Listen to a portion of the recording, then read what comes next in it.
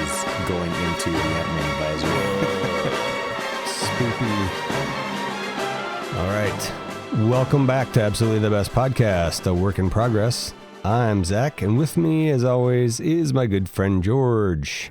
Hey. This is Series 1, episode number 23, and today we are talking about the wonderful, fantastic, lovely movie, Ant-Man and the Wasp from July 6th, 2018. After we discuss the movie, we'll figure out where to place it in our MCU movie ranking in our mission to figure out which one is absolutely the best. It's not this one. It's the best of the worst? Maybe, I don't know. Yeah, I mean, it's the best at being the worst, maybe. Ooh, is this an Iron Man 3 contender? We might have an Iron Man 3 situation. Yeah. Well, I guess we'll find out soon enough. Did you first want to chat briefly about the Thunderbolts teaser trailer that dropped about a week ago at this point, or a few days ago maybe, I'm not sure. We can. I mean, it did have Ghost in it. Yeah, that was That's the tie-in. Yes, well, that was my thought, was like, oh, that was like one of the things I liked from this movie was Ghost, and hopefully this is a much better movie for her. I hope so. Yes. I think it looks good.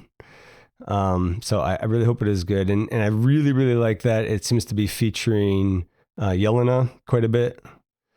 I like her a lot from Black Widow, Black Widow was the name of the movie, right? Yeah. I liked her a lot in Black Widow. The TV series too. She was not the awesome. TV series. And it was a TV series, but it was Hawkeye. Disney Plus. Yeah. She was great there. Yeah. So, I'm always glad to see her back. I did see two really stupid articles recently about Bucky's arm in the trailer. Did you see? Was it the dishwasher scene? Yes, which is fine. I think it's funny whatever you watch it in the dishwasher. I didn't have a problem with that, but it's vibranium. Who cares? Yeah. So the one article was like, Thunderbolts is retconning the Guardians of the Galaxy holiday special because at the end of that, and I had totally forgotten this, but at the end of that, I think it's Nebula gives Rocket Bucky's arm. Because remember in Infinity War, he says, I want that arm. Yeah. Right? Yeah. So Nebula gives Rocket Bucky's arm. It could have been a replica. Like, I was gonna say, was it really Bucky's arm? Right, exactly.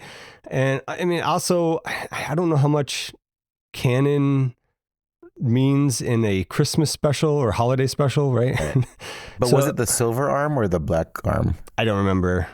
But I presume it was the black one, but I don't know. Actually, now I want to check. When I edit this, I'm gonna go back and check and say that it was the black one, and I stand by. It didn't fucking matter. This was a dumb article. The second dumb article, even worse, was the title of the headline, I guess, of the article was Marvel confirms a new power for vibranium in Bucky's arm. It did? Yeah. So any guesses as to what that new power is? Bullshit. Yeah. Well, I mean, you're not wrong. The vibranium power is that it's waterproof. Oh. That's so stupid. God. Being waterproof is not a power. I mean, we've established that vibranium is indestructible, so of course the metal itself is waterproof. It's articles like that make me totally fine with AI replacing a lot of people's jobs. You might be convincing me on that, yeah. It's not any worse. I'll give you that. It could have been an AI article for all I know, really. But the anyways, the mechanism and the electronics that needed to operate the arm, whatever, like, of course that needs to be protected from water, or it needs to be waterproof itself. But like, that's not a headline. It's not a power. It was so dumb. Right. And it's not even funny. No. In any timeline, in any multiverse. It was clearly given that title to be clickbait, and I fell for it. Right. And I'm part of the problem. I'm glad I didn't scour the web for everybody's reactions. I didn't scour anything. It just, it was in my news feed, and I was like, I wonder what that is. And It's just you watching the video triggered the algorithm. pretty much. Yep. So let's move on to the main event, Ant-Man and the Wasp. As a reminder, we assume the listener has seen the movie before, and of course there will be spoilers, and if you haven't seen it before, please do not bother. Do you want to start with the movie memories, or should I go first on that? You can go first. All right. I don't remember being psyched for this. I was still kind of reeling from Infinity War, and I thought that I remembered liking this movie. At the time, I thought I remembered thinking it was a good movie, and I definitely appreciated that mid-credit stinger, which we'll get to if you don't recall what that is.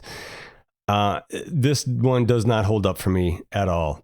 I think this is the one that's held up the least. I know with Iron Man 3, I complained the whole way through, but I was dreading that one. I did not want to watch it again. So that one was, I think if anything, I like that one a little bit better than what I had remembered. This one is a turd. It seems like the writers and directors just thought that they could coast on their laurels through this one. I don't know. It just feels like there was not a whole lot of effort put into writing and making the movie. My recollection was that they had found Janet a lot earlier and that this was a much better movie. If you like this movie, I apologize in advance. You're not going to like what I have to say about it. And if you hate when I gripe about stuff, I'm sorry, but this is going to be, I hope, not more than about 90 minutes of me bitching and moaning about this film. We do break these up into chapters, so you can skip ahead if you need to, maybe all the way to the ranking section. But I don't know. George might be more positive on this, and we might have some funny conversation along the way. So maybe give it a chance. Either way, thanks for the download. I will say I do remember being pretty excited for this. I think precisely because Infinity War was so great, and I was just like, oh man, there's no way they're gonna fuck it up and put out a piece of shit. And I was wrong. And also because the first Ant-Man was actually pretty Did you think you were wrong when you first saw it, though? I don't remember being this wrong. Right. Okay. Yeah, I remember being disappointed in it and going, oh, that wasn't as funny as I thought it would be. Yeah. Because I thought at the very least it would be funny. And it was in pieces. It was in parts of it. There was some humor. Like Agent Woo. He's one of the best parts of the movie. Absolutely. He is. Michelle Pfeiffer, one of the best parts. Louise, one of the best parts. Scott Lang and Louise, their interactions are pretty funny. But as a whole, man, it's just every time I saw something that was going to be like a science grape, I was like, oh, this is going to be in it. I don't think I actually. Or was it just so bad that you were just like... Science. I would say I don't think I have that many science grapes. It's mostly just like about how bad the movie is. But I got some science grapes coming. Yeah, I mean, even like the opening scene had a science gripe for me. And like oh, you made two suits and one of them can. Why can't you make both of them fucking fly? Yeah. And then there were just some gimmicks that just went on a little bit too long, right? Yep. Which we can get into like later. But yeah, it's just, I will say that the one thing that was impressive was the de-aging. The Michael Douglas looked great. I totally de-aged. agree. I had that. And yeah, I have that exact note. I was like, yeah. It was better than the de-aging that they did, I guess in the first Ant-Man, where he looked a little weird.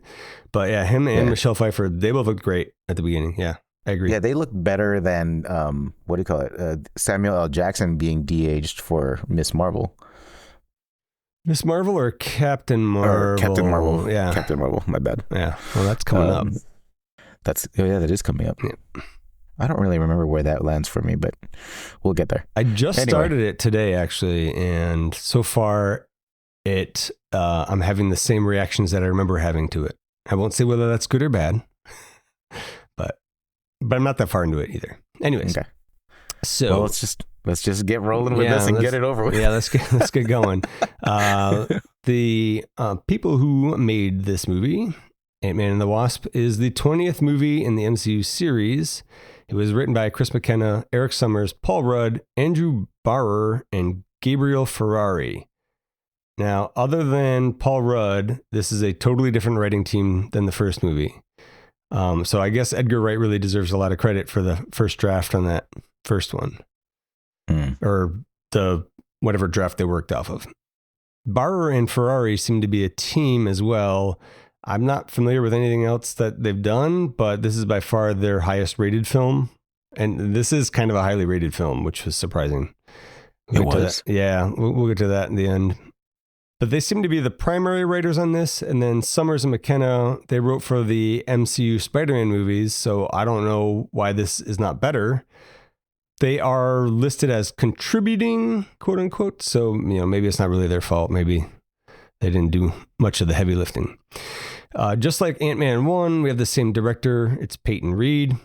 And then we have a lot of repeat main characters. So reprising their roles, we have Paul Rudd as Scott Lang / Ant-Man. I did not even think he was that funny in this one. You seem to like him more than I did, but mostly because I think there's still the after effect of the first one. Mm-hmm. Yeah, and he's just Paul Rudd. I like him. I know, and that's why I was like, why am I not enjoying him in this movie? Evangeline Lilly returns as Hope Van Dyne / The Wasp.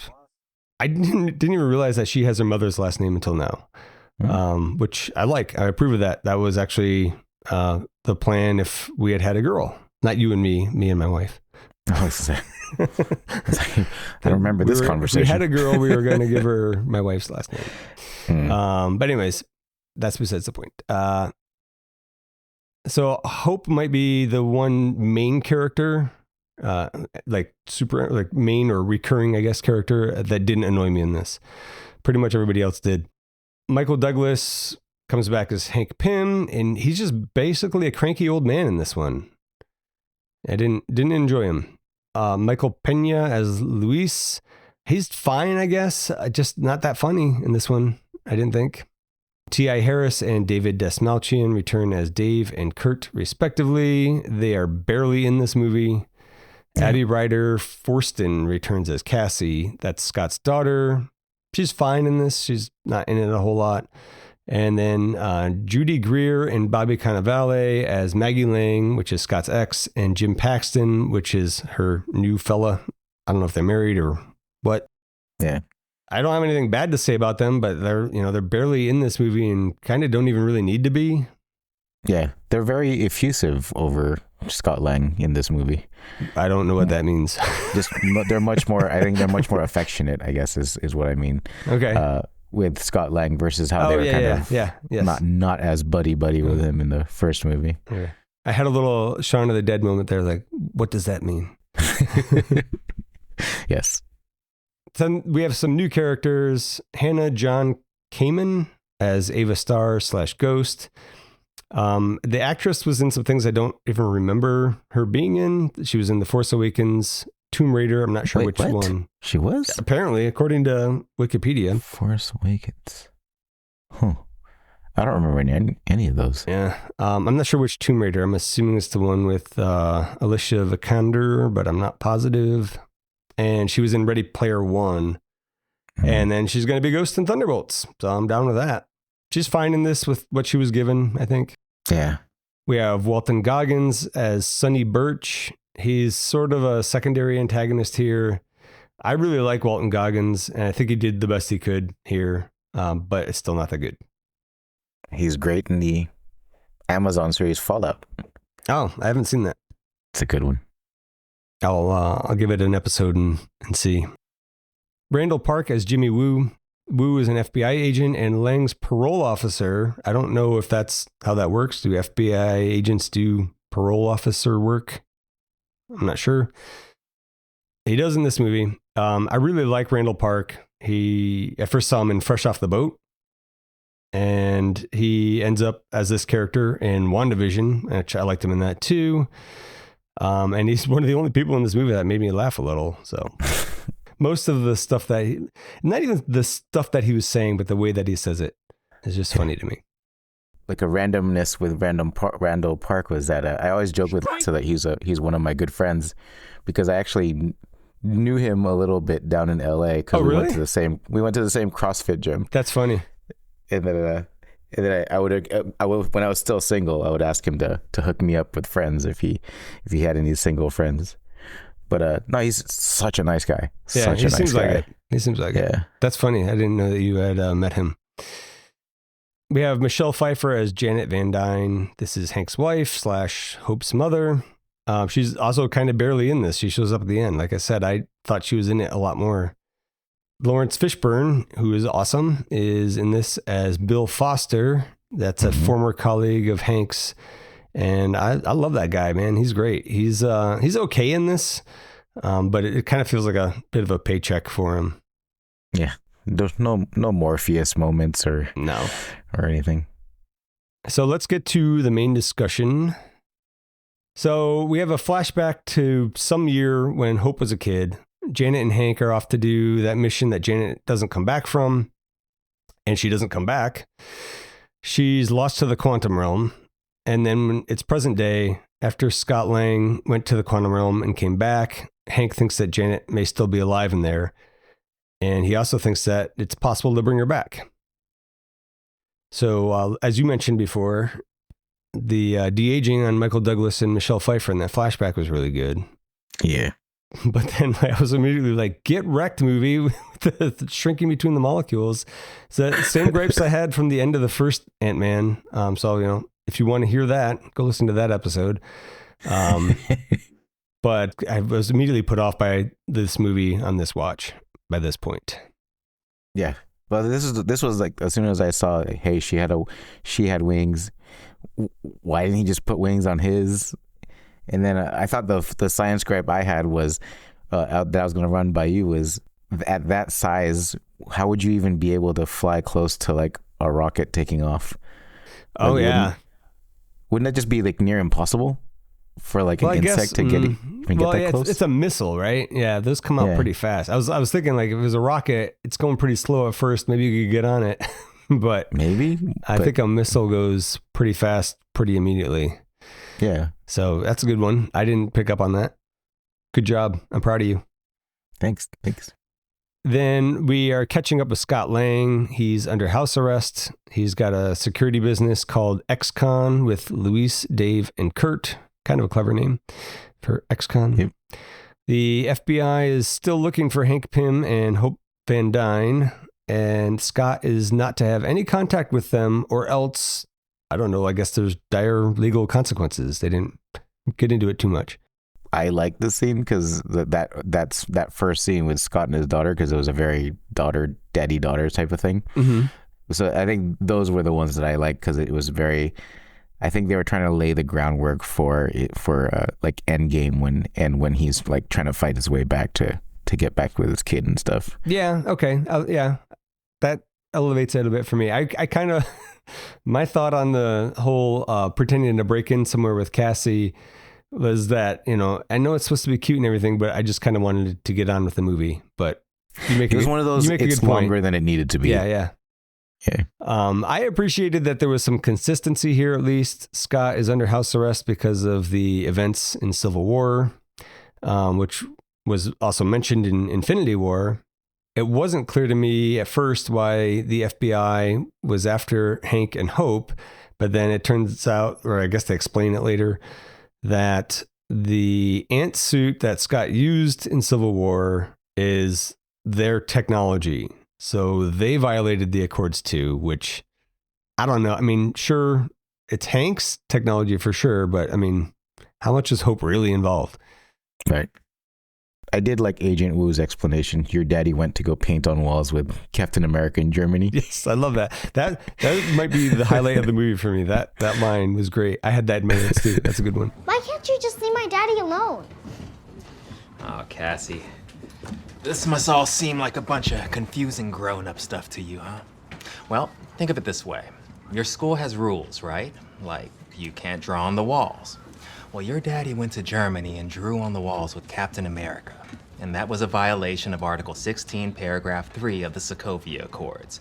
Now, as a part of his joint plea deal with Homeland Security and the German government, he was allowed to return to the U.S., provided he served 2 years under house arrest, followed by 3 years of probation, and avoid any unauthorized activities, technology, or contact with any former associates who were or currently are in violation of said accords or any related statutes. Okay, sweetie? Wow, you're really great with kids. Thanks. I'm also a youth pastor. And it's good exposition for people who didn't see Civil War. So I also liked how he said, Scott's like, you're great with kids, like clearly being sarcastic. He's like, you're great with kids. He's like, thanks. I'm also a youth pastor. Yeah, that was a good one. Yeah. So Scott has 3 days left on his sentence. He has a vision of being in the quantum realm and seeing someone in a wasp suit. Then he has one of Janet Dine's memories. Don't worry about what I just said. It'll make more sense later. This prompts him to risk contacting Hank on a burner cell phone, and shortly thereafter, he's drugged and passes out. Did you also wonder, so like when he makes the phone call, right? And then he's watching TV and sitting around eating cereal, I think, and then he passes out. Did you also wonder what the movie was on TV that he was watching? It was like No. Donald Sutherland was talking about how one tiny atom could be an entire universe.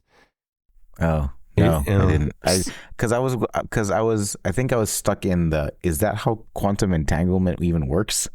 With the whole, like, having the vision of, no, no, okay. like that's a main. I definitely have a gripe on that in more detail later on, but yeah. Okay, I didn't mean to jump forward. No, it's fine. But I yeah. Like, I kind of, like, I knew where it was coming from, but I was like, wait, how is that in any, because when they explained that was quantum entanglement, I was like, the fuck? Yeah. Like, It's not, I mean, if the movie was better, I totally would be able to let that kind of thing slide, because it's kind of a cool idea. But when you start calling it quantum entanglement and the rest of your movie is a bunch of filler bullshit, I'm not sold on it. But the movie, anyways, that he was watching with Donald Sutherland is Animal House. Wait, what? Really? Yeah, I totally forgot that he was in that. It is a fitting movie for Scott to be watching, though. Huh. Blast from the past. Yeah. After that, Scott wakes up in a tiny car with Hope driving. His house arrest monitor has been put on a giant ant that is supposed to replicate his daily routine. Hope and Hank aren't happy about the Civil War excursion, and they're also interested in what's happening with his vision of Janet. As soon as I saw the pigeon stick its face next to the window, the car window, I was like, why the fuck would you ever drive a car the size of Hot Wheels? Like, why not just grow to regular size, drive where you need to? It's a lot less risky too. Like, you're not going to get run over. Exactly. Like I think the pros do not in any way offset the cons. No. At that size when you're in a car. This was one of those, this is a really cool idea, guys, and they didn't bother to think through at all. But like mathematically, like, or physics wise, it would take you much longer to get anywhere. Oh, right? absolutely. Yeah. I mean, you can't. Okay, yeah. Well, I guess later on, and there's a chase where they're shrinking and growing, and I guess the little cars are going as fast as the big cars. So maybe that's the part that doesn't make sense to me either. I'm not saying it does make sense, but I'm saying within the movie, I guess there's that consistency, but I don't know. My problem was that in the previous movie, they made a big deal about you need to be in the suit and have the helmet on, and otherwise, your brain's gonna go crazy or whatever. Like like I forget exactly what the wording was, but and then they're just sitting in a car with no suits on, and so I presume the car is doing the protecting. I don't know. I mean, the car's the helmet. Surely they're not just breaking all the rules they laid out in the first movie, right? Yeah, and I guess one of the things, like Endgame, it seemed like Pym particles are pretty hard to like come by. In this movie, it's like they have it in so much abundance. They have like Tic Tacs worth. Maybe of, that's why they're hard to come by in Endgame. Because they used it all up. Yeah. in Ant-Man 2. Along those lines, or also, I guess, the sizing of the vehicle makes no sense. The car is the size of like a Matchbox car that you could buy at the store, right? But in the previous film, when they shrink down, it's like they could ride an ant, right?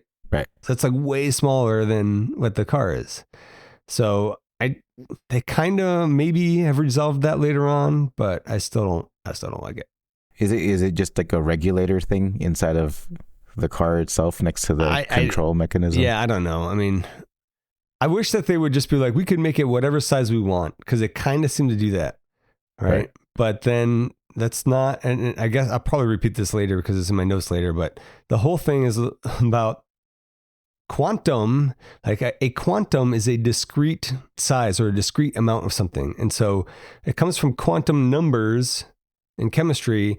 And so that's like your principal energy levels for electrons. They can only be at specific average. I'm already waving my hands too much here. They can, for argument's sake, they can only be at specific distances from the nucleus. All right. There's quantum principal energy level 1, 2, 3, 4, and so on. I mean, theoretically, it could go out to infinity, but each one, it goes further and further out. But it's a locked in number. It's not this analog sliding scale, which they seem to be doing in this movie. I need to cut that rant down. It's going to be too much. honestly, like I'm having flashbacks of Iron Man 3. Yes. Which had like little nuggets of like, oh, that was cool. Oh yeah, that part was neat.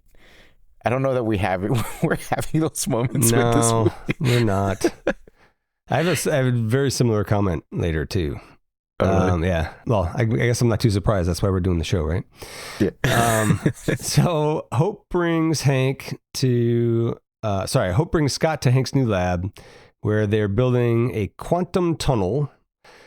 They think Scott may be the key to locating Janet in the quantum realm, but first they need another part for the tunnel.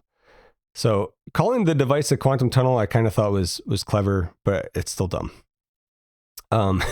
In the director's commentary, he's talking about the quantum tunnel. It's kind of got like these big bellows all around it, right?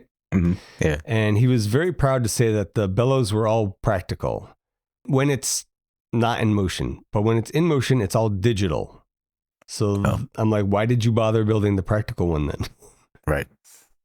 You just kind of did it for the sake of doing it. I guess. I don't know. I do like that they appreciate the vision that Scott had, because I'd forgotten in the previous scene when I think he's just in the tub, right? And then like he has like this weird vision. And it's like, why did that occur? It occurred because they had operated the quantum tunnel briefly for the first time in the previous night, and that opened a doorway to the quantum realm, and then whatever quantum entanglement, brainwaves, something. So I did appreciate that they explained it though, instead of just leaving it up to you to figure it out. Yes, I liked that line. We think you were down. We think that when you were down there, you may have entangled with her. Yeah. And Scott's like, I would never do that. I respect you too. That's actually pretty funny. Yeah. I like that. I liked that part. Yeah. That made me LOL. Yeah. Oh, and then so like when they're going to leave for whatever, I forget what it is, Hank is so haphazard about growing and shrinking cars. He's like just using a remote to like he pulls a car out of the case, sets it down, boom, hits a button on the remote. The car grows. He's not even looking at the remote. What if it's the wrong button? Like, it's the wrong car. Like, what if he grows one that's in the case that he's holding? I'd be a little more careful. Maybe the case negates the signal, so it only that's an interesting turns on with something that's that's an interesting thought. All right, programmer mind. Well, one problem fixed. And then they're able to shrink the lab. It's like an entire building, right? So they're able to shrink the lab and take it with them. Kind of cool idea. Seems like it would be obvious to people in the neighborhood, though. I mean, they're in a city, and right? Like suddenly there's a vacant lot. But did you like the little pulley luggage thing? Yeah. Yes. But so now they're just like lugging this thing around. Surely they have not strapped down every piece of glassware and piece of equipment inside. Like everything's going to be wrecked in there the way they're dragging that around. And I don't like that there's a manufactured sense of urgency here. They're just like, we have to hurry. The entanglement won't last. How do you know? This has never happened before. I mean, they explain it later, but they don't explain why they know that it's all, you know what I mean? Do they explain it later? Yeah, because they say, I think Michelle Pfeiffer says it's only going to happen once, and then we have to wait a couple centuries again. Oh, I don't remember that before at all. the windows open again, and you guys can we can catch. But it's one of those like everything just magically happened to be happening at the right. I mean, that's just some bullshit they put in the script too. Like it didn't make any sense. But that's why I think you probably missed it, because it just sounded like bullshit that they made to justify why everything had to happen in such a rushed order. And then like right as they're leaving with the lab, we see, we don't know at the time if it's the first time you've ever seen it, but you see Ghost appear, right? And like, why was she there? You know, it's just kind of like to let people know that there's something amiss. So I thought that was a little bit of a weird choice. Well, I think Bill actually explained it in one of the things where he told her to, instead of killing Hank Pym, to follow Hank Pym. And then that's when she saw that they were up to something. Okay, so off screen beforehand, he told her to follow. Yeah, he explained it. He explained it to her like later. Oh, I think is he like, that's why I had you follow him? Like basically. That? Okay. Yeah. I think it was in the scene when both of them had captured all three of them, and so they were they were doing a bunch of exposition of like, oh, here there's so much exposition in that scene. She really hated you, and I told her to just follow you instead of killing you because that might cure her. Okay, yeah, that might. Man, I was having trouble paying attention by that point. Hope meets a black market dealer named Sonny Birch in his fancy restaurant to buy the part that they need. The deal goes bad, and Hope has to suit up as the Wasp to fight her way out and take the needed component and their money back. But Ghost shows up and tries to take the component for herself. Scott suits up in a new prototype Ant-Man suit to help out. Nevertheless, Ghost is able to take the component and the shrunken lab as well. So not going so good for them. I do like it when Hope is trying to deal with Sonny Birch and he starts trying to renege on the deal. She says it'll be so much easier on everyone if they just give her the component. And she's right. It would have been a lot easier. Yeah. Did you like that fight scene? I thought this was one of the best parts of the movie. I really liked this fight scene, especially where the guy's in the kitchen throwing the knives at her. Yeah. And she shrinks down and she's like running along the blade of the knife. That was really cool. Solid fight, good choreography. I was on board for this part. I was like, oh, this movie's getting better, but that does not sustain. And then she threw the salt shaker and made it grow. Yes. And then blocked that door. Yep. I thought that when Ghost jumps in the fight, that was pretty good too. And then when they go back to the van and Ghost has her like fist phased through Hank's neck. Yeah. That was kind of interesting. It's a very Kitty Pryde power from the X-Men. Oh, really? The whole phasing thing. Yeah. That's why like in the comic books, Kitty Pryde is like the best assassin because nobody can catch her and she can become intangible and make parts of herself tangible. Is that why you don't like Days of Future Past that much? Is because it's such a waste of her powers and everything. It's such a dumb waste of her power. Yeah. Most of the X-Men movies, with the exception of First Class, I really just disliked because I just felt not like even like the first two, like before the new cast. The first X-Men and like X-Men 2 where Jean Grey gets killed at the end. Oh God, yeah. Those ones. The suck. third one is horrible, but the first one was directed by Brett Ratner. Yeah. Don't even get me started on the third one. The third one was just dumb. All right, so let's talk about this bad movie. Yeah. Sorry, that's okay. That was my fault. So the group regroups at XCon. In order to track the location of the lab, they're going to need some equipment from an old friend. So I have a lot of problems here. At XCon, there's all this banter between Scott and Luis and Dave and Kurt, and it just totally fell flat for me. It was not at all like in the first movie where it was funny and quippy and interesting. Yeah, the Baba Yaga stuff annoyed the fuck out of me. That's funny. That was kind of one of my positives, but let me explain. Really? So when I went and saw it in the theater, I was with my buddy who's Ukrainian by descent, not from Ukraine, but he knows enough about. And he grew up with parents, or at least grandparents, who had immigrated over. Anyways, but he knew a lot about like Ukrainian culture, and I guess the Baba Yaga is like the Ukrainian boogeyman, right? Okay. And so when they're talking about, are they talking about Ghost? I don't know. I just remember like Dave says, Yeah, they're talking about Ghost. Yeah, Dave's like, you don't find someone like that. They find you. And Kurt's like Baba Yaga. And my friend just lost it. He thought that was so funny because I didn't even know what Baba Yaga was. But anyways, so like that just reminded me of that experience in the theater. But yeah, it's not great. Did your friend ever say why he was cracking up? Oh yeah. He explained it later. So then, so they're all talking. Oh, you know what? I heard stories like what happened to you. Like this crazy creepy cat who like walks through walls and stuff. Like a ghost. Like Baba Yaga. Baba Yaga, the witch. They tell stories to children to frighten them. You know Baba Yaga?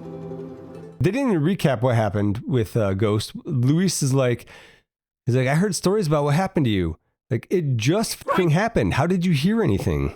Right, they went straight to him. Yes. Despite Hank Pym saying, no, I'm not gonna. Yeah. So Luis is saying like about the stories that he heard is like this crazy creepy cat who walks through walls and stuff like a ghost. That's almost as bad as in the Hulk where the guy's like, it was this big Hulk. Right. Like you don't need to work in the name of the comic book name of. I knew that was going to trigger you when I heard that line. Because it was such an obvious, like, on a platter. Yes. 2 on the nose. We don't need it. Yeah. I have a short rant on quantum phasing. Hank says, quantum phasing, when an object moves through different states of matter. Oops, they overexplained it. Quantum phase transition is a thing, but it's not like classical phases of matter like solid, liquid, gas. It's only theorized to occur because you can't observe it. It only occurs at absolute zero. So, it's a few hundred degrees too warm for Ghost to be quantum phasing. Then we get a quick scene where Ghost goes home and hurries into a special chamber to stabilize her phasing, which seems to be out of control for her at the moment. It just makes no sense to me. No, I mean, they're just throwing stuff at the wall and it's not even sticking that well. What did you think about the design of her regeneration chamber? I don't know. It just looked like the inside of a lighthouse thing. Yes, that's exactly what I thought. It looked like it was really? made out of lighthouse. What's that called? A Fresnel lens? I don't know. Something like that. Anyway, yeah, it totally reminded me of a lighthouse. And in the commentary, apparently that was a specific choice that they made. Really? For some reason to have the glass look like lighthouse glass. Oh, okay. So I wasn't wrong. I didn't realize it really was like lighthouse, like a lighthouse window or something. They weren't like because of. It was just like we wanted it to look this way. We wanted it to look like lighthouse glass. Okay. You do you. I do like her suit. Her suit is pretty cool. Her suit is cool. Yeah. Her suit's really cool, actually. I think it might even be, I don't know if it's the same, but in the Thunderbolts trailer, it really caught my eye. It looked potentially even better. Yeah. I just don't get her power. Or the way that they depict her powers is like she has after images, but then she's phasing and it's just like, just pick what the fuck her, stick to something. Sometimes she can just be invisible. Yeah. And it didn't make sense. It was whatever they needed for that scene. That was her power. Hope, Hank, and Scott go to UC Berkeley to meet with Hank's former colleague, Bill Foster, and explain the situation to him. The professor offers them some advice, just as the FBI shows up looking for Hank and Hope. Bill denies they were ever there when questioned by the FBI. All the jokes in this scene are like a 3 out of 10. Like they're trying to be incognito, going onto campus, and Scott says, because they're wearing baseball hats and glasses, and Scott's like, it's not a disguise. We look like ourselves at a baseball game. I'm like, You could have punched that one up a little more. Right. Bill Foster, he was Goliath in the comics, right? Yeah. Okay. So he's just like anti-Ant-Man. I don't remember if there was a thing between them in the comic books. I know that there was a Goliath. Actually, I think, I don't even know if it was Bill Foster, but I do know that there was a time when Hank Pym grew bigger instead of shrinking. And so he was Goliath because he was gigantic. But yeah, I don't really remember too much about the Bill Foster and Goliath in the comic books. I don't remember where I even heard that from, but I have some recollection of hearing that he was quote unquote Goliath. Yeah, they were talking about it because he was talking about how they were working on the Goliath project, and oh yeah, he had actually grown to 20 feet or something. Yeah, I think I'd heard it or read it outside of the movie, and that like that Goliath project or whatever, and the talk about how big they each got. Yeah. Was like a reference to that, which is fine. And then Hope says, if you guys are done comparing sizes, fair. That's fair. Right. So Bill says it's quantum entanglement between the quantum states of Posner molecules in your brains. And I was like, the fuck are Posner molecules? This is actually a thing. Posner molecules? Yes. Oh my God. They're called the biological qubit. You know what a qubit is? It's a quantum bit, right? So a Posner molecule is a trimer of calcium phosphate. And I actually found a research paper that says, and I'm sort of quoting here. I'm throwing in some words so I don't have to read a whole paragraph. The phosphorus-31 nuclear spins have been suggested as neural qubits in a proposed mechanism for quantum processing in the brain. So, like, 1 point for the movie. You taught me something. You actually used something correctly. I was sure that was going to be a gripe. However, right after that, Scott goes, do you guys just put the word quantum in front of everything? Which was what I was thinking. Yes. I know that they thought that this was some funny quip, but they're just calling out the laziness of their own script. And he says it right after the one thing that they are actually correct about. Right. So, maybe it's self-awareness that at a level that we're just not able to comprehend. Maybe if the rest of the movie was good, I think that kind of thing would have been more passable. But it's just like I was already like, oh, this movie, it is not good. It's like your patience is already done. Yes. So it's just not enough to save it. Yes. In order to make the necessary equipment for tracking down the lab, the gang needs an older version of the Ant-Man suit. Unfortunately, the only one that exists is hidden away in a trophy that Scott's daughter Cassie has taken to school for show and tell. So Scott, Hope, and Hank go to the school to retrieve it. Some issues with Scott's new suit complicate things a bit, but they're ultimately able to reacquire the old suit. What crazy and wacky things happen? God, I hated this scene. Thank you. Oh, man. I thought you were going to think it was like funny and clever. No. Not clever. I was worried that you would think it was funny. No, I thought that a writer somewhere was like, man, this is going to be such a funny scene. Yes, right. It totally was like try hard. Oh, yeah. The whole suit malfunctioning bit did not land for me at all. If you don't know what we're talking about, like Scott's suit gets stuck where he's like half shrunk. And this goes back to my quantum gripe where you're supposed to have discrete levels. And it seemed to be like, normal human size was one, and Ant-Man size was the other. But now we just have like this sliding scale. But besides that, though, like him being like half size, it just wasn't funny. Nope. I was like, this scene can't end fast enough for me.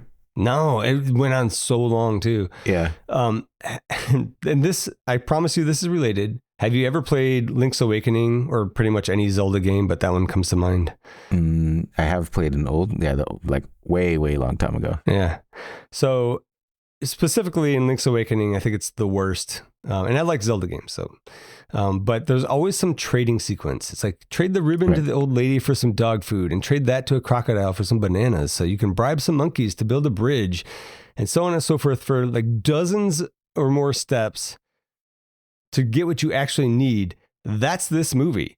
It's just a fetch quest. They're like, oh, we need this part so that we can track the lab. But in order to make that part, we got to find the suit. And it was just bullshit filler. There's nothing here. There's nothing to this movie. Nope. I don't disagree. And it would be okay if everything around it, like if it was funny dialogue, if interesting things were happening along the way, but it's boring and dumb.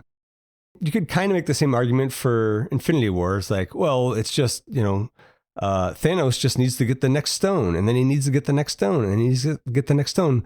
But it's not really the same thing because he just needs all of them to, Right. to make the gauntlet work. And it's fucking cool as hell. All kinds of rad things happen. And it's a compelling story. You got to give me something besides a fetch quest. Yes. Even the fact that, yeah, to be honest, like when Michelle Pfeiffer showed up, I was like, oh, okay, totally worth it. And then she magically had powers out of nowhere. And I was like, what the fuck is this bullshit? Magically is exactly the right word for that. Yes. Oh, God. Sorry to jump way ahead. No, but it's fine. Like, it was exactly my gripe, and I will get to that in a moment. With the old suit in hand, they're able to make the modifications to the regulator according to Ben Foster's suggestion, which then allows them to get a read on the lab's location. So we're on the way with our fetch quest. They skipped right over Scott getting back to normal size, which is fine by me. I didn't need more of that. But also, how do they know he's even the right size? What if he's off by a few percent? Because there seems to just be this sliding scale. Yep. What if parts of him are smaller than they need to be? Yeah. Oh boy. I already did my gripe about the definition of quantum. Oh, I do actually want to revisit that. So I was talking about how the quantum means discrete levels, right? Right. Later on, when Hank uses the quantum tunnel, there are several shrinking steps. Like, it kind of gets smaller and it stops for a second, and it gets smaller and stops for a second. So like maybe that counts as, those discrete levels. I could maybe give that a pass there. Maybe like the submarine spaceship thing. It has pretty, like it doesn't go smoothly down, but it actually, it's like stairs, right? Yeah. So I don't know, maybe they thought about it there. But the very idea of quantum numbers are broken by the idea that you can shrink the empty space in an atom. So I'm just rehashing old gripes at this point. So, I will give the more or less sliding scale of shrinking a pass here, but it's not helping with this movie. Once the lab is located, the team goes to retrieve it. It's in the same spot as Ghost's regeneration room. There, Scott, Hank, and Hope are taken hostage by Ghost, who also wants what's in Scott's head. I was so irate. Do they not understand what triangulation is? Did you see this? What part? Which one? So when they're finding the lab, the computer draws a big triangle on a map on a screen. Right. That's not what triangulation means. I was so fucking annoyed by that. Isn't it just you cross the 3 points and then it's like, you just need three. You need a signal from three. So you couldn't even triangulate the lab because it's only 1 point. You could get an idea of how far away you are from it and like drive around and like, now I'm getting closer or something like that. But to actually triangulate something, you need 3 points, and then you can calculate from a signal how far away you are from each point, and that can only lead to one other point, which would be your position. And of course, there's error involved, blah, blah, blah. Anyways, I also was like, at the naming of Scott's aunt, Ulysses S. That was one of the answers to our trivia. Yes, it was. I think that was S to me, and I didn't know it. All I could think of was Anthony. I didn't know it either. Here we get a little bit of a backstory on Ava, also known as Ghost. Her dad was building a quantum tunnel way back in the day when she was a kid, and things went bad. She lived, but she was changed.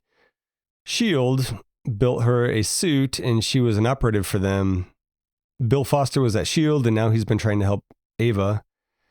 And now Bill is there in the house too, and he wants to find Janet and use her somehow to fix Ava, is the plan. Yep. Yeah. Hey, according to Lawrence Fishburne looked really good de-aged too. Oh, I didn't even catch that. Yeah, I guess he would have been de-aged in that. Yeah. But I do remember thinking, what kind of a shitty parent would build a quantum tunnel that they know is, not really up to par, and then have his kid playing around like right there. Yeah, it's not the best parenting. Like, wouldn't you be angry at your dad for, Didn't he die? He did. That's why I'm like, why the hate towards Hank Pym? Yeah. Well, because you can't hate her dad anymore. He's dead. Yeah, well, that's fair. Yeah. It's Hank's fault that her dad is dead.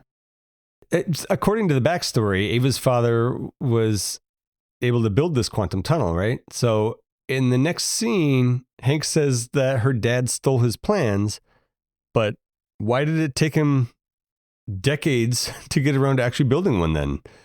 Like if he had these plans back then. Maybe the equipment wasn't as available in Germany and it took a while to get it all together. Yeah, maybe. I don't know. Ghost calls her condition molecular disequilibrium. I mean, what else could you call it? Yeah, I don't know. I mean, I guess she's not a scientist, so I guess she can just make up whatever nonsense she wants, and I guess that is good enough. But right. I hate this fucking movie so much. Bill says that Janet has been absorbing quantum energy for 30 years. What does that even mean? How does he know? He wants to extract that energy and use it to fix Ava. How does he even know that she's alive? How does he know she's alive? How does he know he can extract whatever quantum energy is that she absorbed? Like, all this is like all right, buddy, that sounds like a plan, you know? Yep. And then the thing that tops it all off, though, is Hank and Hope are going to find Janet. Why not just wait until they find her? Yeah. He's like totally throwing a wrench into their works. Like they're going to do it. Just let them do it and then intercept. Or you don't even have to intercept and be like, look, I really need her help with my friend here. You know, you could have avoided this whole movie. Yes. Most of it anyway.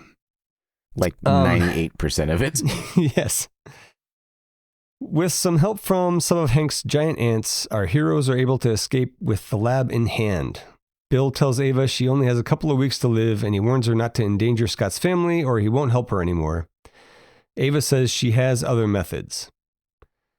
This is another scene where people are just being super casual with the technology. Bill throws like a shrink disc at the regeneration chamber so they can take it with her. Yep. He's just like over the shoulder, tosses it. Fortunately, it hits it, right? But what if it hit the floor and the whole house shrinks? I don't know. Like, what's going to happen? They get smashed. Yeah, it's not going to go very well. painfully. Yeah, it's going to be the Titanic submarine. They end up looking like that guy in the bathroom with Darren. The pink gloop thing. Yes. And also, how did Ava know that the Altoid tin was a trap? That part I don't know. I was just thinking of that too. That was in my notes of like, she's like screaming, "No, don't!" But like, it's an Altoid tin. There was no need for her to do that. Like, it still would have been a surprise to the audience. But also, why would you be a dick and keep ants in a tin, especially if they're your friends? Yeah, I hope he feeds them frequently. Maybe he rotates them out periodically. But how do they grow too? They just like God, there's got to be some shrink disc mechanism in there or something. I don't know. Like when the door opens to the Altoid, they get exposed to like it's a mini particle. Quantum tunnel. I don't know. so bad. So many things. I wonder if the mic is picking up on me rubbing my face out of frustration. I don't know, but your head's getting kind of red. I have a feeling that this is dethroning Iron Man 3 just from the way that we're talking about this, because with Iron Man 3 we were like, oh man, like all those suits, that was so awesome seeing them. The house party protocol, that was such a cool thing. Hey man, there was Posner molecules in this movie. It taught me something. Right. So Luis is about to head out of ex-con to meet with Scott when Sonny Birch shows up. Birch interrogates Luis and friends to find out where Hank, Scott, and Hope are. Ghost overhears and interrupts. Knowing that Ghost will get to them first, Birch calls an associate of his in the FBI and gives him the info on Hank, Hope, and Scott. In exchange, Birch will get the lab once the FBI seizes it. All this stuff at ex-con is like a 4 out of 10 at best. It's supposed to be funny with the truth serum and everything, but it's just none of it's landing for me. It was funny for me the first time around. When those probably sounds like like I said, like a truth serum. Yeah. Like I said, I remember this movie being better, so it was. I have to assume that it was also funnier for me too. I have a lot to say about Luis's story time. Half credit because they put it in there, but they're just reusing the same bit from the first movie. It was funnier the first movie too. Yeah, I would have been disappointed if they didn't try it, but it was not great here. Right. It's kind of funny, and Dave, what's this guy who plays Dave? T.I. He has the line about like, if you put a dime in, you got to let the whole song play. I did like that line. Hold on. I like a good story as much as the next person, but what in the hell does this have to do with where Scott Lang is? I'm getting there. You put a dime in him, you gotta let the whole song play out. He'd like human jukebox. That might be the funniest part here, which is not saying a bunch. But then it's ruined, and sorry to David Dastmalchian, who plays Kurt. It's not his fault. It's the script. But Kurt says he is like human jukebox or whatever, right? Right. And it's like, we don't need the joke explained. It was funny. Right. Just leave it alone. We got it. You don't have to beat it into us. Yeah. And then this Kurt saying Baba Yaga when Ghost showed up. And that got another laugh out of my buddy in the theater. So again, that kind of made me smile here. I'm sure that bothered you again. It did. I was just like, oh my God, not again. If Sonny Birch has an inside man at the FBI, why wasn't that his plan A? He could have told them where Hank and Hope were and had the guy get the lab for him way back at the beginning of the movie. They could have stormed the lab and just gotten everything. Problem solved. Again, this movie could have been a lot shorter. Oh, and why did Ghost even make her presence known? Like, she was invisible, and then suddenly she becomes visible. She's like, the woods or whatever. I forget what it was. And then takes off. If she had just stayed invisible and left, nobody would have been tipped off. Yeah, the only thing I can think of is that she was starting to get unstable because of her condition. Yeah, I guess she gets and excited. How she could feel herself dying. Yeah, okay, that's fair. But they just this is one of those things like, well, everything's just lining up. Her condition on top of like this window that's closing is just like everything's an emergency, which makes nothing an emergency. Yep. Yeah, I could not have put it better myself. That's a great way to put it. So now the fetch quest is complete. Hank and Hope finally finish the quantum tunnel and fire it up. Oh, by the way, did you see the ants with working the drills and stuff with their mandibles? That was bugging the shit out of me. Oh my God, no. They were just holding a drill and I was like, how is that fucking possible? Like, they had it in their mouth and I was just like, you need to pull the trigger for that drill to actually work. You don't just like hold it in place and stuff. It was just, oh God. Yeah. I thought maybe you saw that. No, I didn't catch that one. Good eye. Yeah. The fetch quest is complete.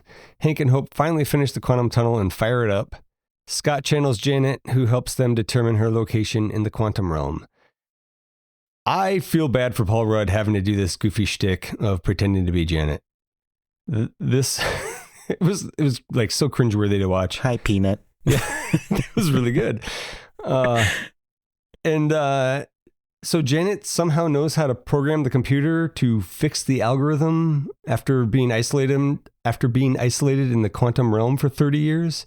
Never mind that computer didn't exist when she went into the quantum realm. That's exactly my point. How does she know how to program? Like, is it because her brain's entangled with Scott's? So maybe she's got some of his memories that's too? That's a reach. But then he would have to know how to program that computer as well. But it's better than, I guess, her just not knowing anything. I mean, all of it's a reach at this point. Also, I just feel like if she was isolated in the quantum realm for 30 years, she would be a lunatic. She would be completely insane. Right. Also, I thought time worked differently in the quantum realm. Why is she so old? Good point. In Endgame, Scott's like, or somebody's to Scott's like, oh, 5 years, it must have been horrible for you. He's like, no, it was like 5 hours. Yeah, she should still be the snack that she was when she went in. Exactly. I got more on that later, actually. That's one of my proposed changes. I can't take full credit, though. From the director's commentary, on the quantum tunnel, there's the digital readouts. Yeah. He says that they're these 80s style digital readouts. He says they were inspired by the album cover for Ghost in the Machine by the Police. I put a picture of that in the notes. I'm going to get that for you. Are you familiar with that album cover? No. All right. Here we go. See, so it's it's just like, I mean, it's more than 7 segments, but they're basically 7-segment displays. Has Peyton Reed never seen a 7-segment display before? I don't know. Other than this album cover? I mean, he's way older than us. This looks so random. Yeah. And he should have had exposure to those on more devices than we have. Like my microwave now has them. Like I just don't understand why this was the inspiration for putting 7-segment displays on the quantum tunnel. I feel like it was like he was trying to flex some musical knowledge there in the director commentary or something. Yeah. I got nothing. I can't even like stretch anything. Yeah. I just thought that was a weird comment for him to make. But this is why I listened to the director's commentaries. Lewis tips Scott off about Ghost and the feds, so he goes back to the house. Scott, being he, goes back to the house just in time while Hope and Hank continue to work on the quantum tunnel, and then they are apprehended by the FBI. Sonny's FBI contact takes the lab, but then Ghost takes it from him. Other than for a lame movie surprise, why was the FBI all lined up on the far side of the lab building, away from the road and not surrounding it? Because like it's not till they shrink the lab that you see that the FBI is there, and it's like, oh, the FBI's here. But that was stupid. Why would they have done that? I'm just assuming everyone in this movie is stupid. I think it's a safe assumption. Now, Hope and Hank are taken into custody by the FBI. Scott is able to break them out. Sonny Birch's guys follow them as they track down the lab again. Meanwhile, in the lab, Bill is trying to help cure Ava of her condition, but the equipment has been sabotaged by Hank's ants. Did you love the breakout scene where Hank just walked out because he put the jacket on? Oh, the FBI thing. Yeah. Well, isn't that like wasn't that Scott's gripe earlier on about them being discreet? Yeah. I just thought it was like I was annoyed because I feel like the writers were like, oh, this is so clever. This time we're going to have Scott break Hank out instead of Hank breaking Scott out. It's like, it's the same fucking movie, guys. That's, I feel like there was a lot of that in the writer's room. And what are the rules in this movie? Because at one point, Hope and Hank's plan was to shrink a wall with one of their shrink discs to break out. Why wouldn't that just shrink the whole building? Wouldn't that shrink the whole building? Yeah. Like Hank was like, we'll throw a shrink disc at the wall and shrink it. Right. And he was like, that might be a load-bearing wall. Yeah. We'll just run out before it all collapses.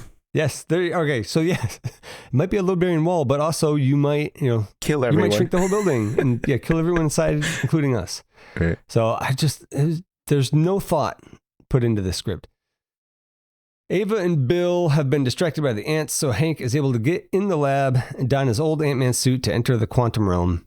Oh, by the way, through the tunnel. Did you notice that his suit is the suit that Scott used in Endgame? No, I did not. When he turned into like a baby. Oh, yeah. It's the same suit. Now that you mention it. Yeah. Okay. That's interesting. I'm glad we had this conversation now. I remember I was staring at it and I was like, I've seen that before. And I was like, it was in Endgame. That is totally the suit. Oh, interesting. Yeah. I got to think about that now. All right. Yeah, that's interesting. Okay, cool. Good observation, man. Hank gets into the quantum realm through the quantum tunnel. Scott, in his Ant-Man suit, fights Ava in her ghost suit. Sonny Birch tracks down Hope, who has the lab, and a chase ensues. It ends with Ant-Man going Goliath mode and taking the lab back from Sonny, who had been getting away on a boat tour in the bay. Yep. Importantly, but not really, we get a countdown timer for Hank in the quantum realm. For I don't know what reason other than probably to piss me off. They knew that somewhere out there was somebody that was also going to be counting it down. Yes. And, it's more manufactured urgency. Yeah. For the record, it's a 15-minute timer, and the movie timestamp is 1 hour, 16 minutes, and 46 seconds. So stay tuned. I will follow up on that. What did you think of the car chase here? With all the shrinking and growing. I thought parts of it were pretty good and parts of it were funny. I did like when Ant-Man punched through the windshield and knocked out Ghost for a little bit. But I thought that should have broken her face like completely. Probably, yeah. Yeah, I kind of like the car chase for the most part. It was pretty good. We get a Stan Lee cameo. He gets his car shrunk and he says like, well, the 60s were fun, but now I'm paying for it. Yeah. Which that might be the best joke in the movie, and it's like a 4.5. In the director's commentary, that was apparently the first shot that they did in this movie. Really? The Stan Lee cameo. That was their priority, apparently. See, that's why this movie is just he died before the next movie, so I guess they were right. Yeah. And they did a bunch of alt takes, some of them which were better, I thought. Like one of them, he says, at least I could find parking in San Francisco now. That was pretty good. In the chase, they try to recreate the magic of the Thomas the Train Engine gag from the first movie, Yes. where with the Hello Kitty Pez dispenser, and it didn't work for me. Yeah. Do you recall, did they try it again in Quantumania? Did they try that? I don't remember. I remember hating Quantumania. Yeah. And so I'm not really looking forward to watching it again. From my recollection, I think I like it better than this, but I don't know. I think it's because I griped to you how shitty it was before you saw it, and I really lowered your expectations. I will give you credit for that. This whole car chase scene, I don't know why they didn't just like shrink every time somebody was catching up to them, and then just grow full size and then shoot everybody. Like that's all I would be doing. They should have done it at least once. They should have done it at least once because it would have been cool. Okay. They just didn't. I don't understand why they didn't just keep doing that and then just keep doing it over and over again. Be finished. I mean, in the real world that would make sense, but in the movie I think that would be boring. Right. Yeah. So they have to do cool stuff like make a Hello Kitty Pez dispenser get big. Right. When Lewis gets the purple car with the flames on the side, right? He gets that out of the little car carrier. He gets it. Why did he shrink the van that they had? And then he runs over it. I don't know. Didn't he? Oh, I thought he picked it up.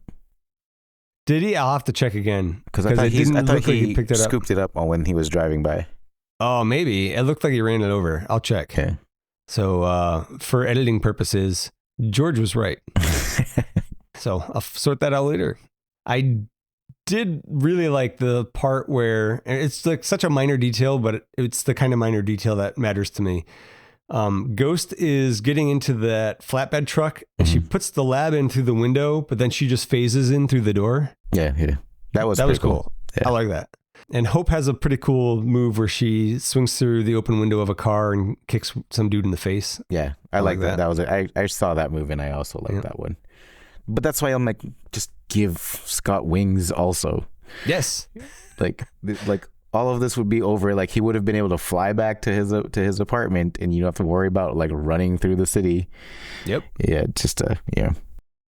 I think the hardest I laughed in the whole movie was right here when Scott is giant and he flicks the machine gun out of that one guy's hand. And he goes, "Stoink." Yeah. I don't know why that made me laugh so hard. Yeah. I just needed a laugh at that point, but yeah. That was great. Stoink. I don't know why he didn't just like do the same thing to the car's engine and stop them. Yeah. Just like he should have just hammer fisted it down. Taken advantage of being big and wreaked havoc.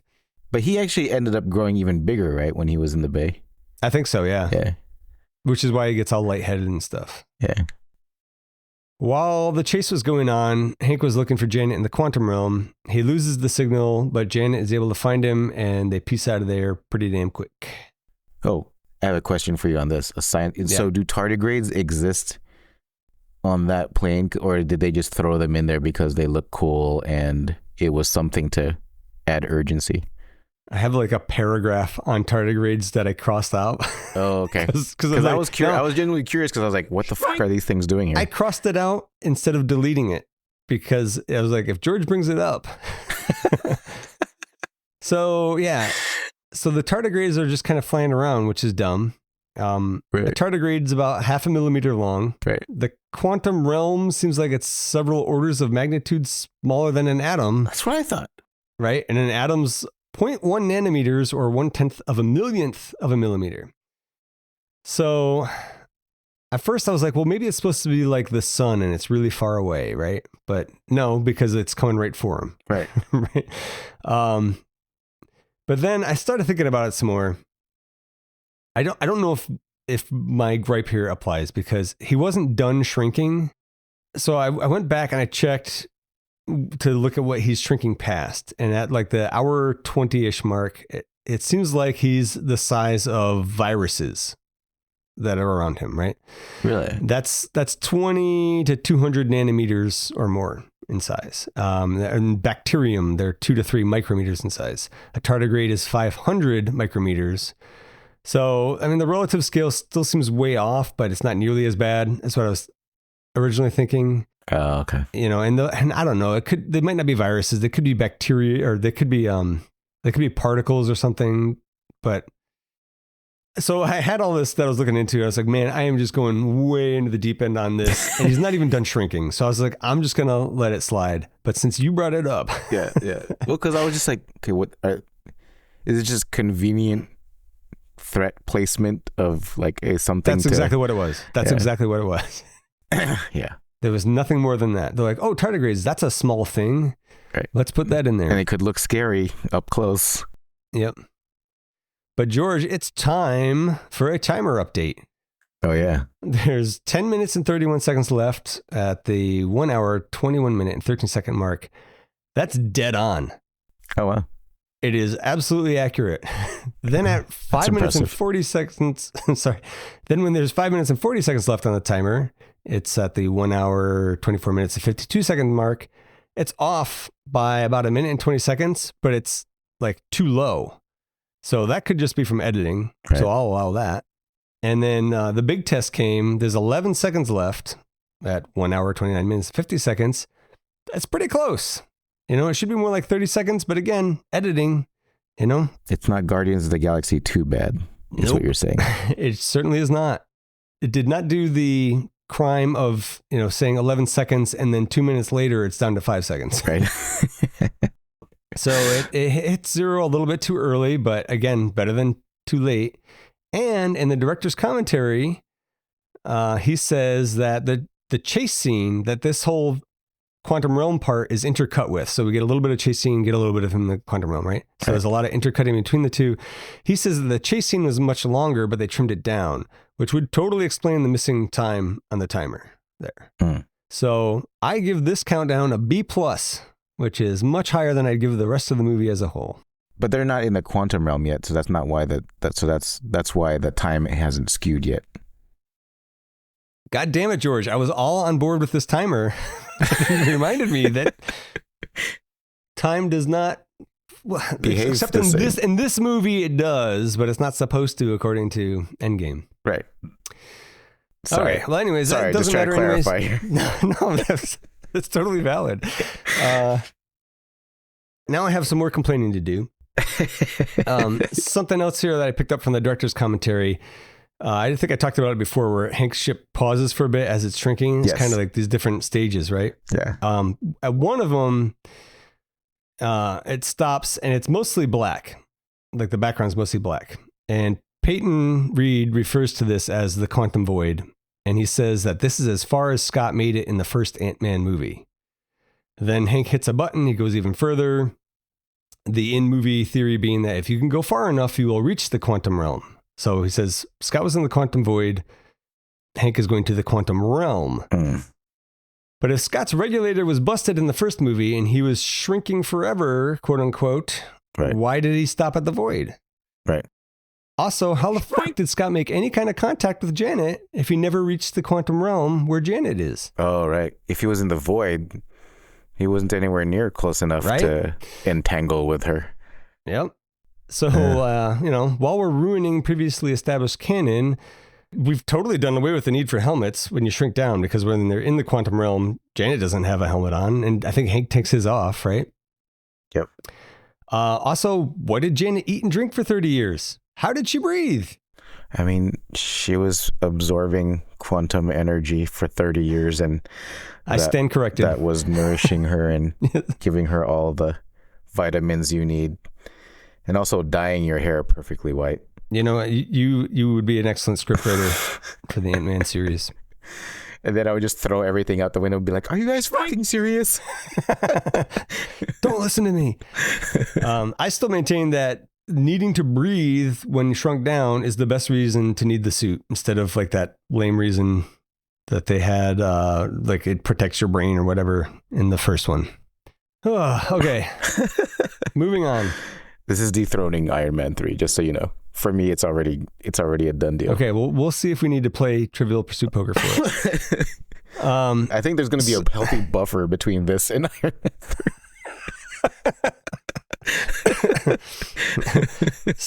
Scott gets the lab to dry land, and Ghost invigorates after stealing the remote. Sorry. Ghost doesn't. So Scott gets the lab from dry land after You're so stealing mad. I don't even know what's going on here. Scott gets the lab to dry land, and he invigorates after stealing the remote. What the fuck happened? Oh, all right. I got it. Let me try this one more time. Scott gets the lab to dry land, and Ghost invigorates it after stealing the remote from Luis. Scott passes out from being too big, engorged, you might say, and Hope has to save him. Hank and Janet are able to ascend from the quantum realm despite Ava trying to, I don't even fucking know what. She's trying to fix herself by sabotaging the return. I don't know what's happening in this movie. Apparently her chamber was plug and play with Hank's stuff. Oh, of course. Why wouldn't it be? Right. Everything's USB compatible these days. Scott stops her and saves Hope, I guess. Family reunion. Yay. Then Janet lays her magical hands upon Ava and fixes her. Jesus fucking Christ. I don't know what to say anymore. I almost forgave everything when I saw Michelle Pfeiffer. and then they did that. Yes. And then I just wanted to throw my table up. The quantum realm makes you magic. Yay. But only if you absorb 30 years of it. Yeah, I was about to say, it takes some time. Is the fact that did she use up all the energy she absorbed? Is that why she demonstrates nothing in Quantum Mania? I don't fucking know, dude. I guess. That's as good a reason as any that I could come up with. I'm done with this movie. I'm just waiting to get to the stinger at this point. I know it's coming. One final grape for this scene. When Hank and Janet leave the quantum realm, why do they ascend? They just need to get bigger. You're not going anywhere, really. Right. You're just getting bigger. You're in the same space. You're in the lab. So, wrapping this shit up, Scott throws the FBI off his tail by leaving the Ant-Man suit in giant form in downtown San Francisco. He's back home by the time they make it to his place, so I guess he's good to go. No more house arrest. His sentence is up. How exactly did Scott get the giant-sized suit to even be in that position and get out of it himself, but then he's regular size? That was my question. How did he shrink if the regulator was on the suit? Did he eat a shrink disc? I don't know. I don't know. In the suit, go ahead. I don't know about anything anymore. Yeah. The only thing I'll say about that ending scene was I enjoyed the whole Agent Wu saying, "I'll see you around," and he's like, "Oh, wait, why?" Yeah, that was pretty funny. That whole exchange was funny.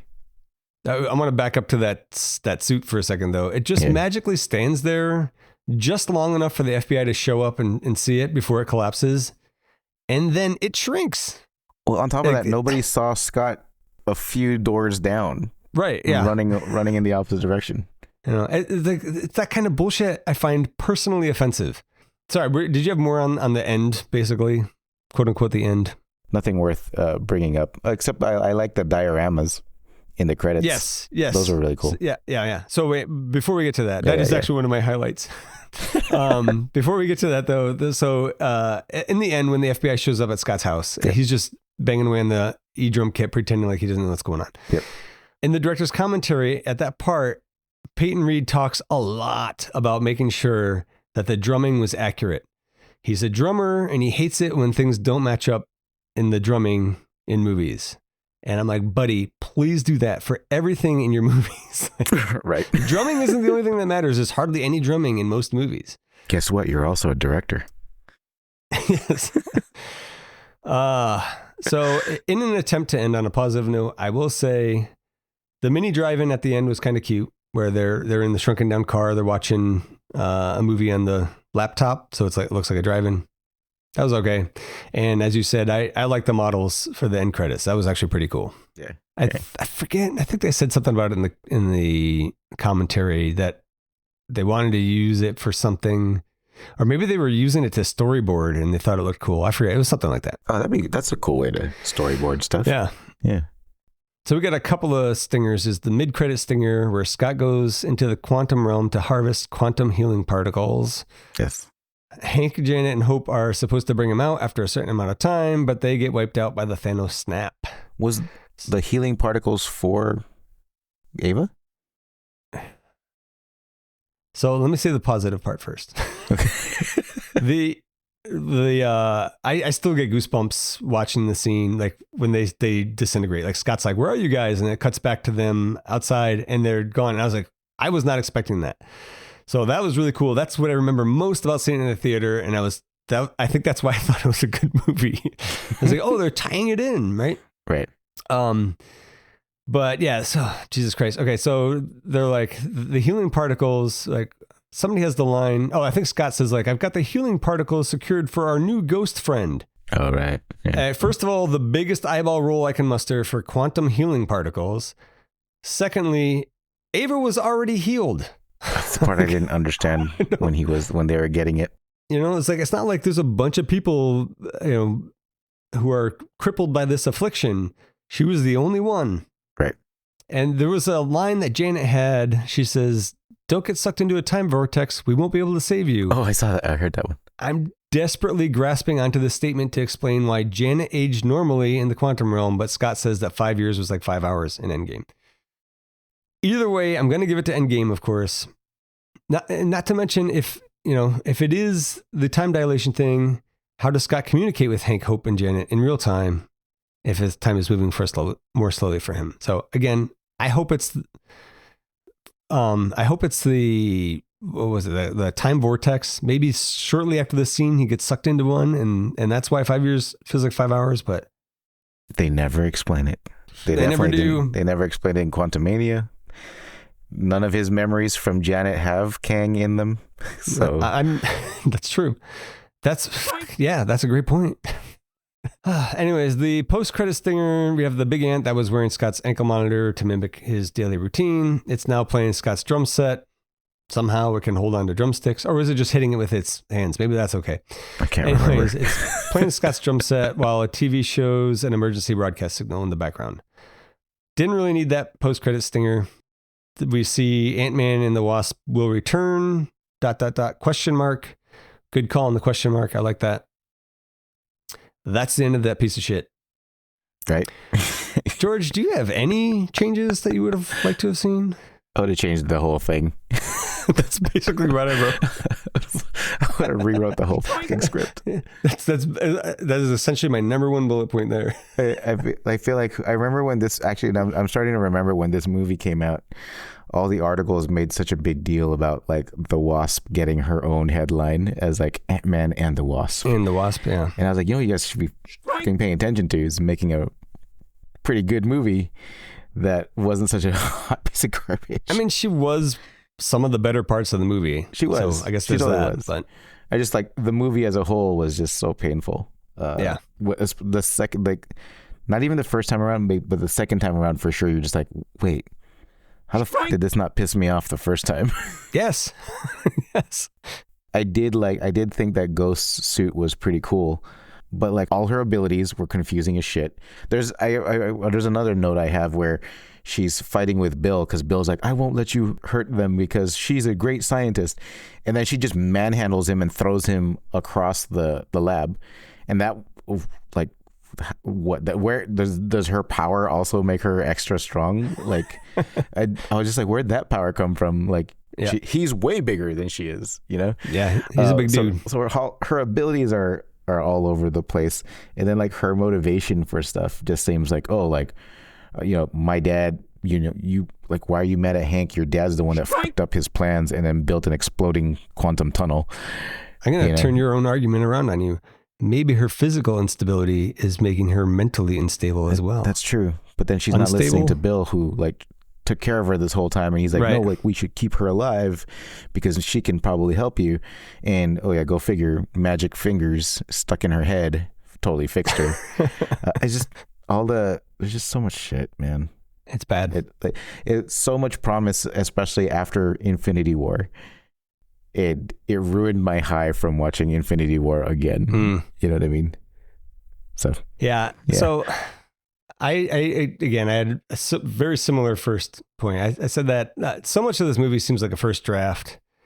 So I would have liked to have seen more passes on that draft. Punch up the dialogue, cut out the fat. This does not need to be a 2-hour movie. I'm sure some people are saying that this doesn't need to be a 2-hour podcast. And to you, I say touche. Although, hey, I think we might come in on well under 2 hours, actually. For example, is Scott being on house arrest even necessary? There's 3 days left on his sentence. He could have just gotten off house arrest, and he still is not supposed to associate with Hank and Hope, so he could still be worried about that, right?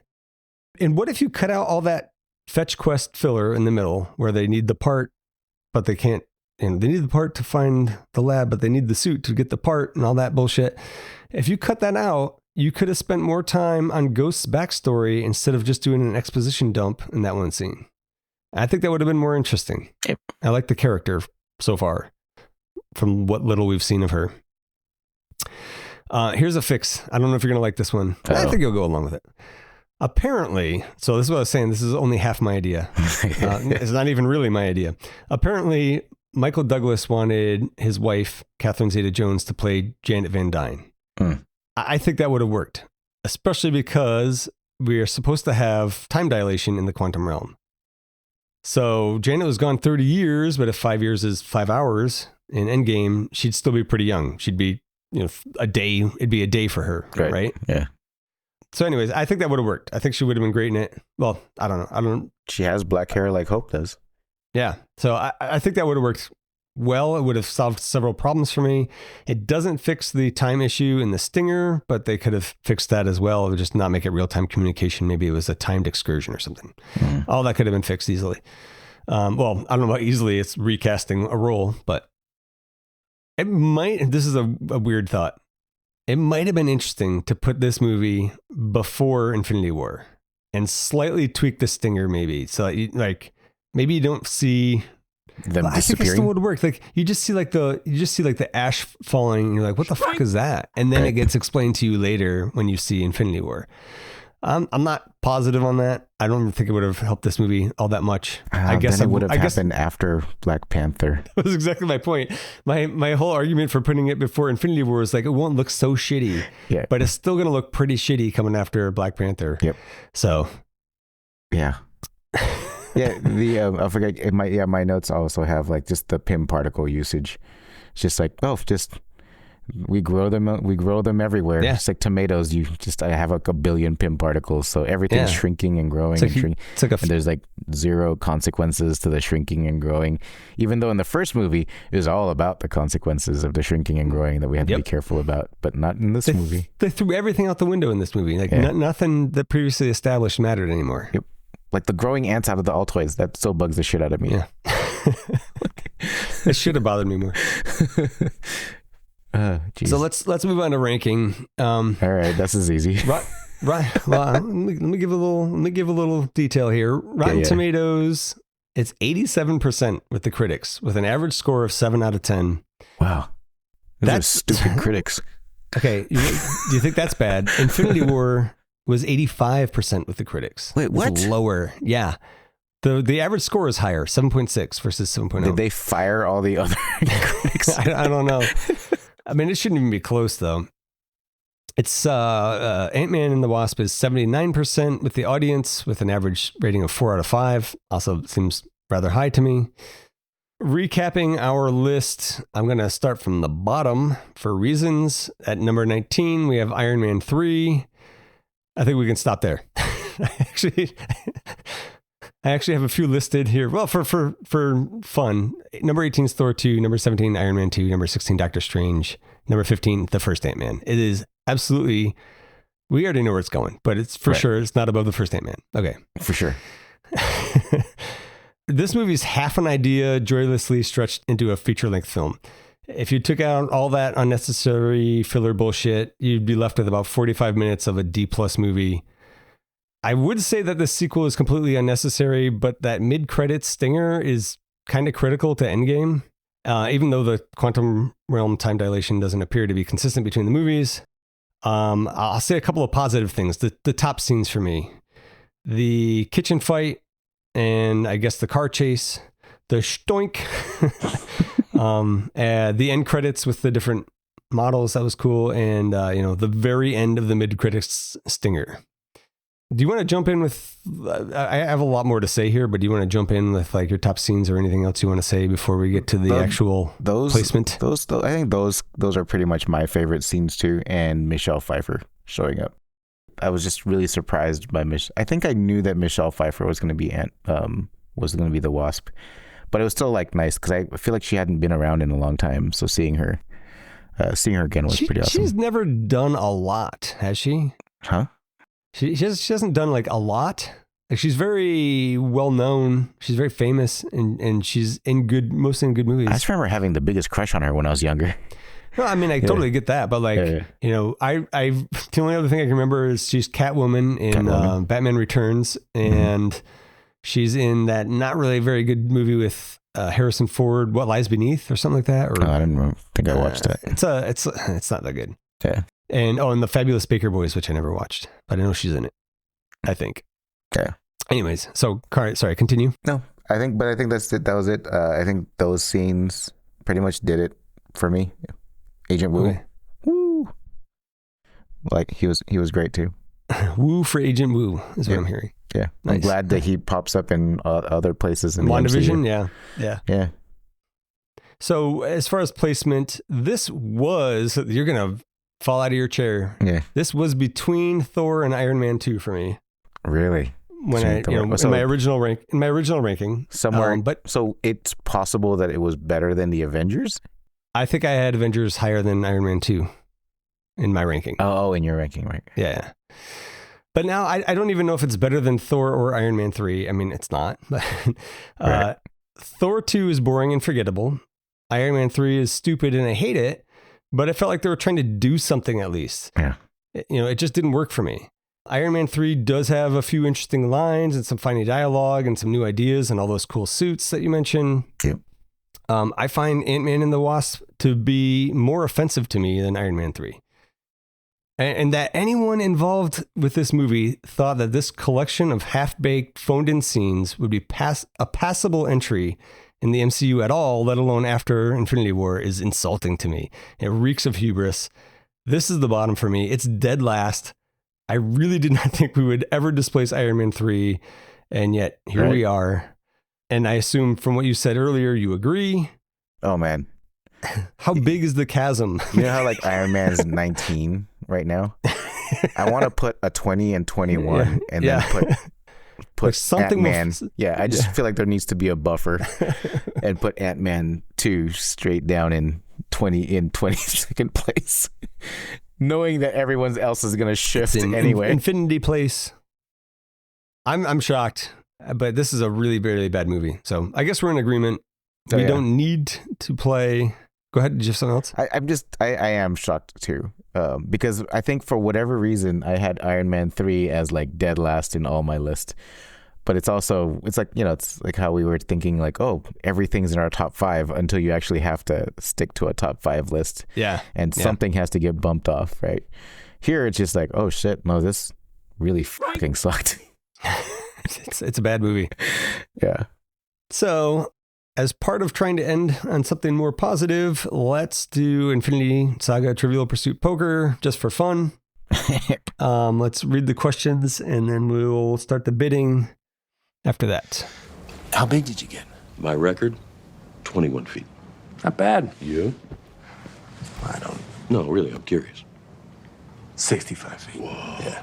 Huge. 65. If you two are finished comparing sizes, we need to figure out a way to track down the lab. And the great Hank Pym hasn't figured that one out yet?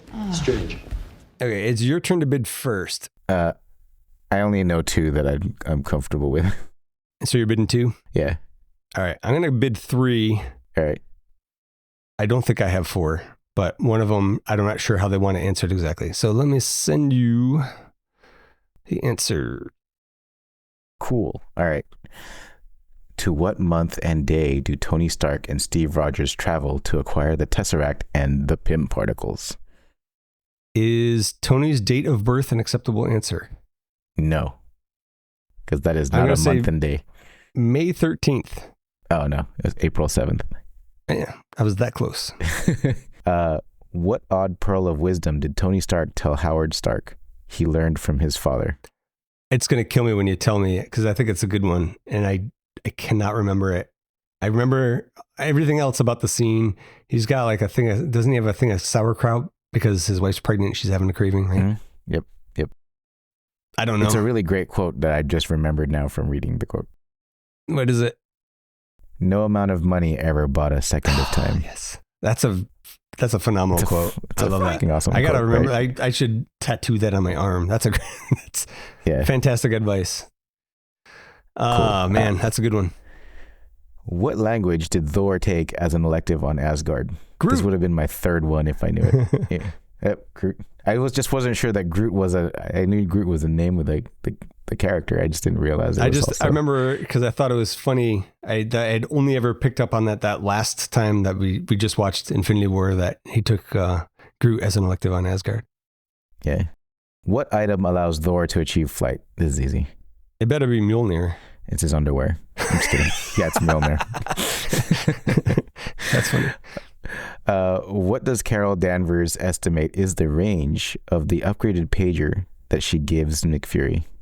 I don't even know the units that she would use. It's got to be light years. I will say 100 light years.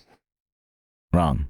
It just says a couple galaxies, at least, which is shorter than light years, right? No, a galaxy. I think our galaxy is somebody's going to know this, and I'm going to sound stupid, but I feel like our galaxy is like 100 light years across.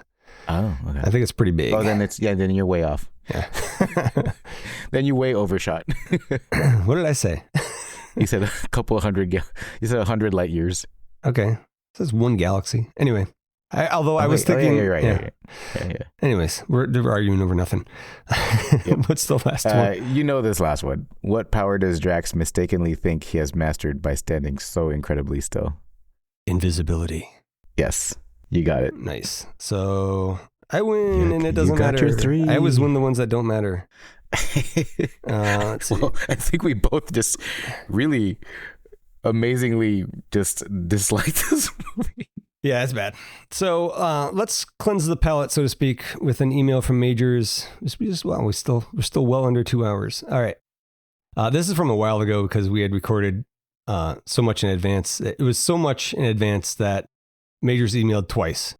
So we'll hit the highlights, which are plentiful.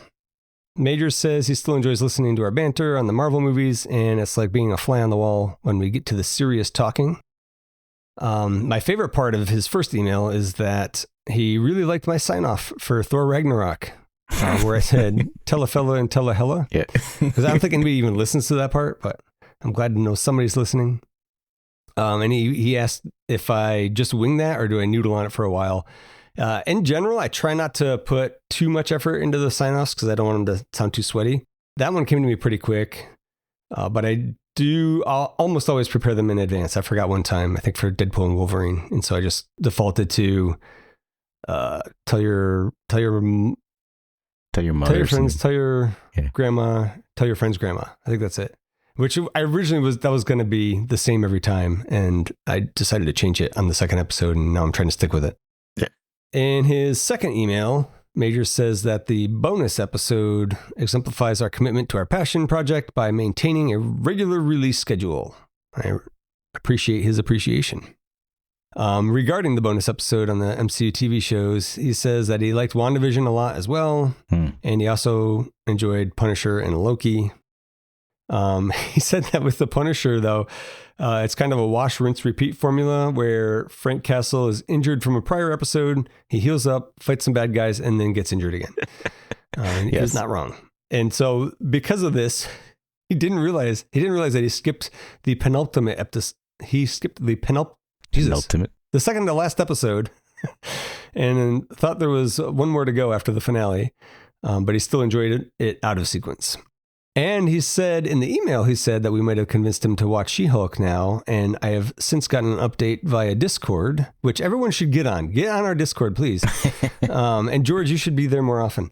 I'm there. I think I just don't check it enough. Yeah. Majors said that he did watch She-Hulk and enjoyed it. So, oh, nice. If you haven't seen it, that's another endorsement. And then the last thing I want to bring up from his email, he said that we keep hinting at running another series, and that sounds fun, but he wouldn't want us to get burned out on doing too much. And he, just hopes that we can keep it fun because he says, I feel your enthusiasm comes through the mic when talking about things you enjoy. So wait till he shares this episode. Yeah. By now, Majors and everyone else should know about our series 2, and hopefully you've enjoyed it. It will be a back burner project though. So after October, I don't know, we'll probably try to get another episode or 2 in before we totally catch up on the MCU, but it's going to depend on how much free time we have. So thank you for the emails, Major. If anybody else wants to email us, it's, what is the email? Absolutely the best podcast at gmail.com. Let's close this out. That's it for Ant-Man and the Wasp. Next up for Series 1 is Captain Marvel from March 8th, 2019. If you want to contact us, you can email us at absolutelythebestpodcast at gmail.com. Join our Discord. There's a link in the show notes. We also have a few links there to our socials and a couple ways you can help support the show. Please leave us a review and help us spread the word. Tell your quantum friends, tell your quantum neighbors, and tell someone who can write a script. Thank you for listening, and have a great day. Bye. Absolutely the Best Podcast is a production of Audio Johnny, a subsidiary of Corporation Johnny. Corporation Johnny. If it exists, we own it.